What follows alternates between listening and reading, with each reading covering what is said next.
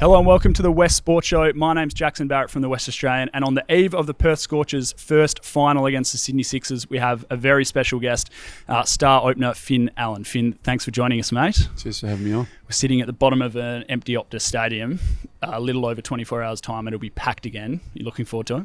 Yeah, it feels a bit different when it's like this, but yeah, it should be exciting. Obviously, pretty big rivalry with the Sixers and all the history that brings, so yeah, it should be a cracker. Finals cricket, is there a lift in the environment in the playing group?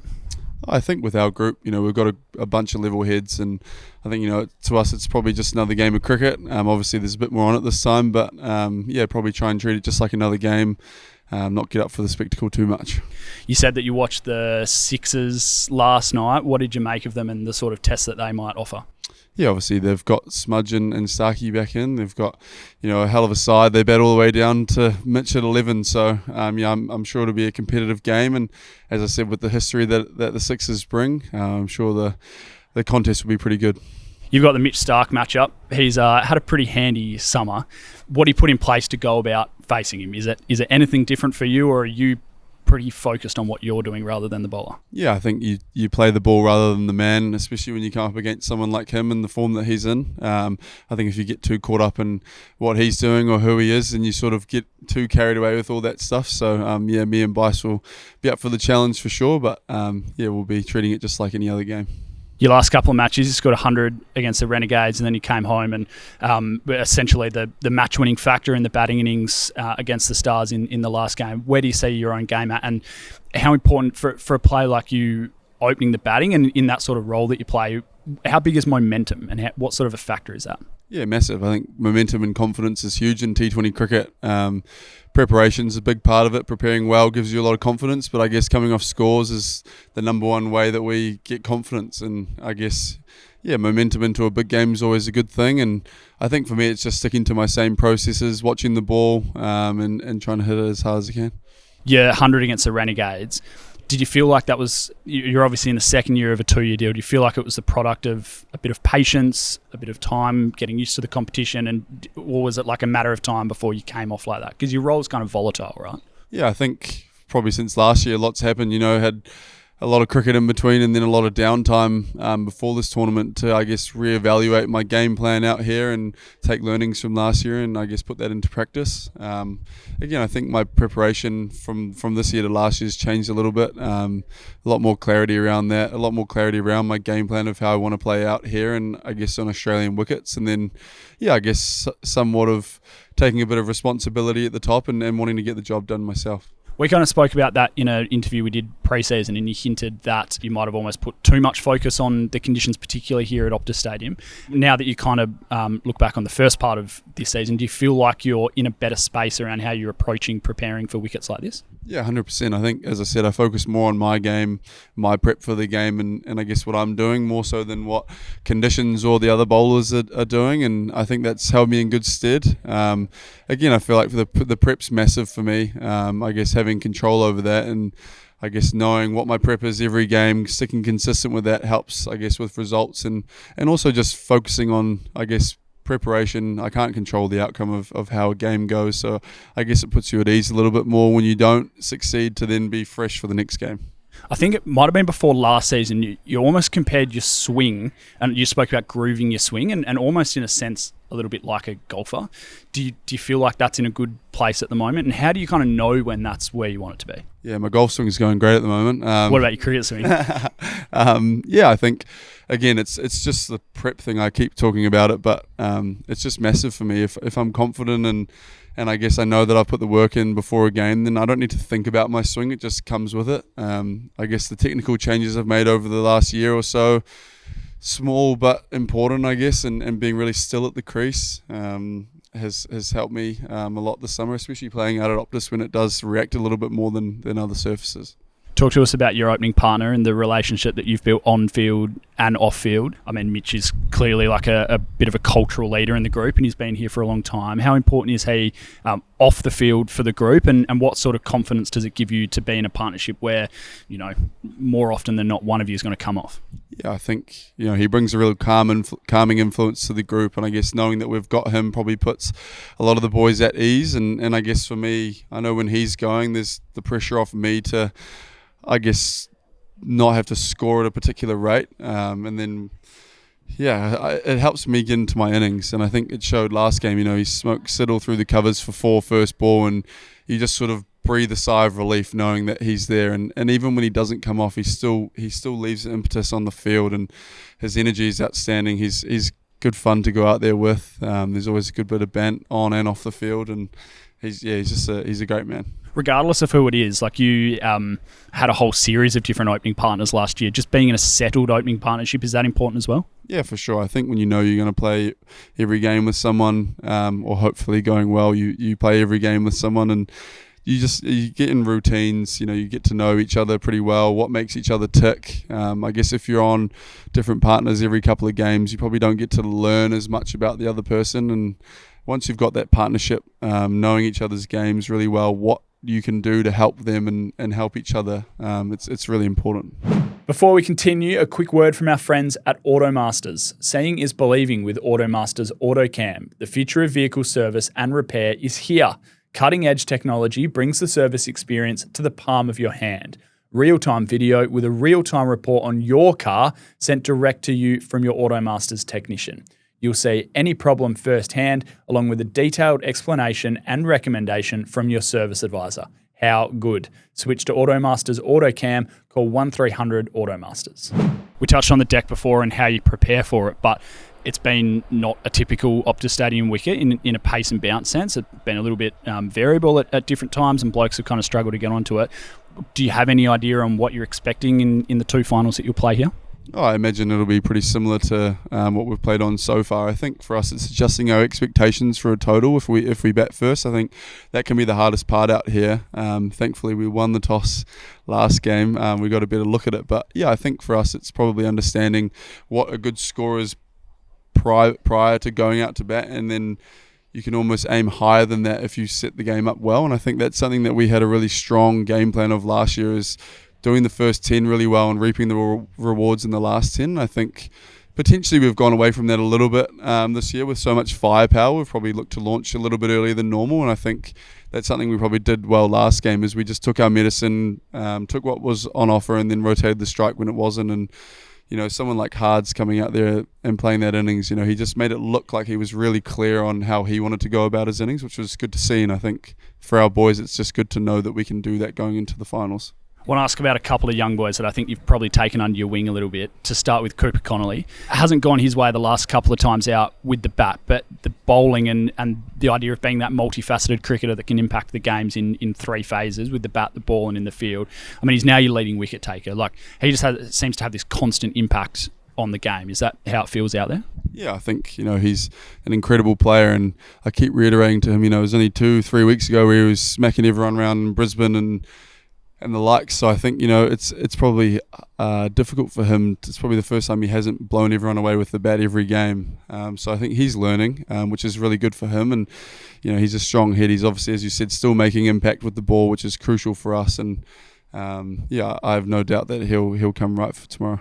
What about Mahli Beardman? We had Aaron Hardy on the show last week, and he joked that Mahli on away trips like trailing you into shops. There's a couple of boys both into fashion. Tell us a little bit about Mahli Beardman. He's just been picked in an Australian squad. He's one of the great talents of Australian cricket. What is he to you?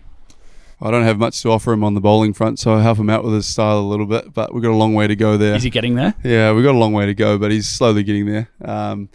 He's an incredible cricketer. I think he's a talented young lad, and he bowls quick. I made the mistake of facing him on our last open wicket training and nearly took my head off, so I won't be doing that again.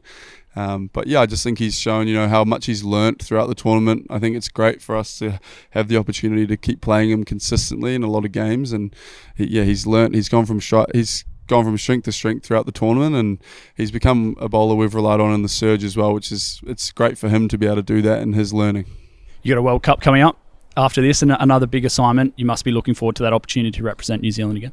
Yeah, it's always great donning the black and wearing the fern on your chest, and I think it's something I'm really proud of, and it's sort of been an interesting last couple of years with that, and the opportunity to do that again at a World Cup is super exciting, and you've seen a few Kiwis here, Timmy Seifert and stuff going well, so I think, as a team we've got a lot of momentum. The boys over in India now are doing pretty well as well, so yeah, like I said, got a bit of momentum going into this tournament, and hopefully we can make it our year.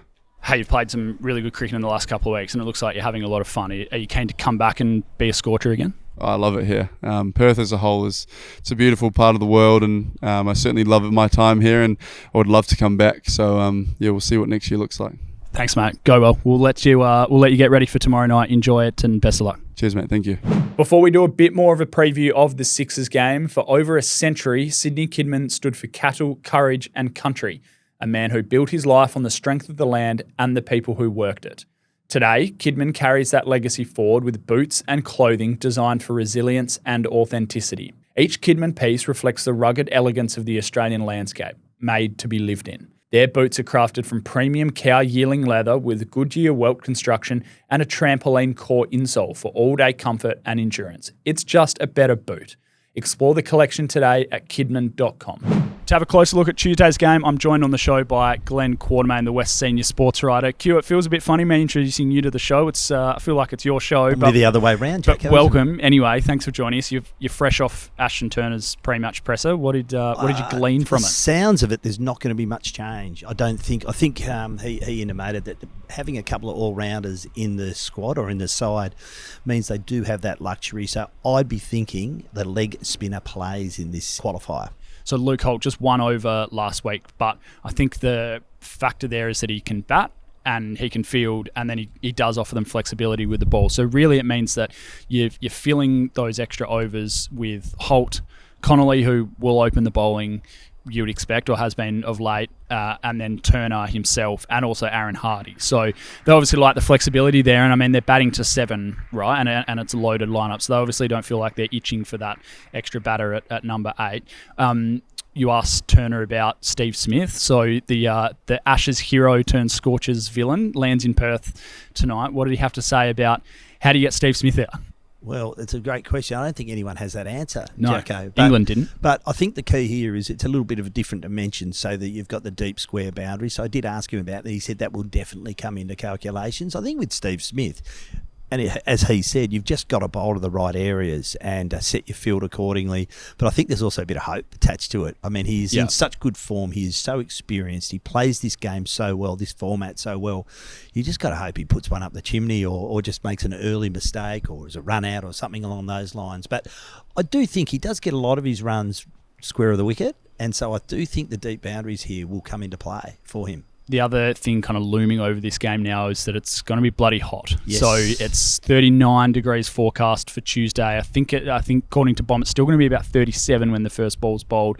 Did he say anything about that? What sort of a factor do you anticipate? He did. Well, he didn't really buy into it too much. I think it'll affect the Sixers. There's no question at all it'll play into the Scorchers' hands.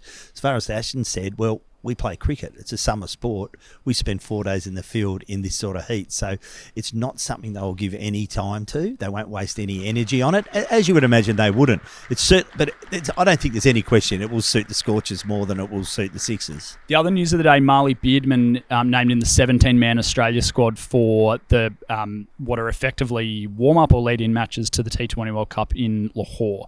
He's had an incredible season, but he has only played 11 Big Bash games, and this is the third time he's been included in a squad. What's impressed you about him?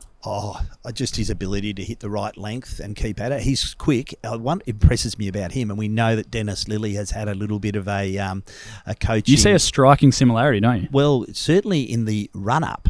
The action's different. Not a million miles different, but the action's different. But the run-up with the arms pumping side to side. I watched Mahli Beardman come into bowl, and I think a DK. Okay. So that's really exciting. Ashton Turner did comment on it. He said when you're 18 or 19 and you get picked in these national squads, it says something about you. When you look at the Cooper Connollies of this world, and I think there is absolutely no question. And you know, fingers crossed, everything goes well with his body. I think he's got a really long and successful national career ahead of him, and this is just one stepping stone along the way. Good to see Jhye Richardson is now running into form in the T22. We entered the summer with Jhye thinking he was sort of a bit of insurance for that test squad, but obviously ended up playing a test. I think they had their eye on the tour of South Africa this year. He touch wood again with Jhye, but I think he's got a few solid years ahead with that national team. Keeping in mind there's going to be a bit of turnover now. I think Josh Hazlewood probably will be more unlikely than likely to play a lot of Test cricket. I think it's more probably the shorter form of the game for him. And Mitch Stark's not getting any younger. He'll probably go through to the next Ashes, but there's going to be opportunities there for players like Mahli Beardman. I think he's going to. I expect him to play in this Pakistan series as well, because they've clearly picked an extended squad for a reason. Those bowlers, guys like Ellis that are going to the T20 World Cup and are fresh off a Big Bash, aren't going to play all of those games. So I expect that he actually gets a debut. I think one of those games is a 24-hour gap as well. So I think we will see Mahli Beardman make his debut, which is really exciting. Make an interesting point about Richardson, and in a Scorchers sense, Josh Kempton wrote about this really well after Saturday night's win over the Stars, is that this is a guy that probably hasn't had as big an impact as he would have liked for the Scorchers, but feels primed for the finals as well. So that's exciting. Absolutely. And I'm going to make a prediction here, and we can go back on this comment and see where I'm at after the game, after this qualifier. But Babar Azam has not produced what we expected of him. Now, he's made a lot of runs in T20 cricket. I think he's made the most runs of the current crop of T20 cricketers, but clearly the wickets here haven't suited him as much. His strike rate's been just over 100. I've just got this I've got this feeling that he's going to play a big role in tomorrow night's game. And maybe he comes off and Smith doesn't. Well, I've got a feeling about him, so I think that, let's not underestimate him as well. He's a very experienced cricketer, so he adds value too. They're a very deep side, the Sixers, so this is going to be a really difficult challenge for the Scorchers. But home ground, let's just hope they win the backflip for one. I mean, they've won 80% with 20% of bat flips, but it's something Ashton Turner, who's responsible for them, was asked about, and he said it actually has the complete opposite effect on him, the fact that they lose the back flips and actually they keep winning. Yeah, that's it. I think they will be the team most comfortable with having to bat first, because teams absolutely do not want to do it, but they've had to do it a series of times and they've done it really, really well. So I think they'll take confidence in that. Let's finish with a tip. But sorry, in this heat, would you want to bat first? It's an interesting point. You wouldn't want to field first necessarily. I think given the deck has been a little bit inconsistent from game to game, I think you'd still probably want to have a look at it before you have to bat on it. Yeah. Scorchers for me, as the home team, go through to the final and host. Scorchers just, and if they do go through, it'll be the 8th time they've gone through to a final as the highest ranked side in 15 years, which is a remarkable record. You've got a great piece speaking to some of the pioneers of the Scorchers and some of the power brokers of the current day in tomorrow's West as well. So I have indeed, and just trying to find out what the magic is. What is the formula that makes this such a successful franchise on and off the field? You walk around the streets, you go to the beach in summer in Perth, everyone is wearing orange. Yeah. You don't get that anywhere else. Even grown men quarters. Even grown men. Not me, but my kids do. Great. Thanks for joining us. Can't wait for tomorrow night. Go Scorchers. Bring it on.